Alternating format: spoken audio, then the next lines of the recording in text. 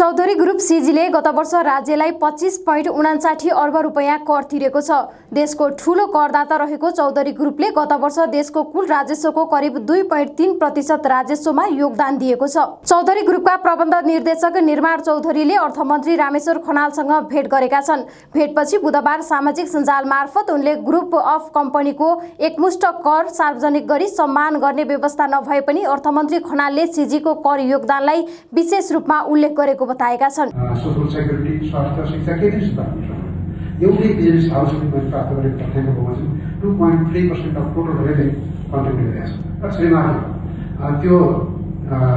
त्यो बिजनेस हाउसले गरेको समष्टिगत रूपमा व्यवसायले गरेको कन्ट्रिब्युसनबाट हामी साउथ एसियामा सबभन्दा बढी रेभेन्यू जिडिपी रेसियो भएको मुलुकमा निरन्तर 10 वर्ष गर्दा चाहिँ हामी छौँ। एउटा समय थियो जुन बेला हामी 23% अफ जिडिपी अझै त्यो रिभेसिङ गर्नुभन्दा अगाडि 24.5% अफ जिडिपी छौँ पुगेको। अहिले कोभिड-19 पछि गएर विभिन्न कारणले प्रशासनिक कमजोरी भयो, आर्थिक वातावरण खलबली भयो, अर्थतन्त्र पनि अलिकति सुस्त भयो। त्यो कारणले झरेर 80% अफ जिडिपी छ। यसपालि अझै जिडिपी बढाएको छ। अहिले उनले भनेका छन् गत वर्ष सीजीले रु 25.59 अर्ब कर तिर्दै राष्ट्रको कुल राजस्वको करिब 2.35% योगदान दियो।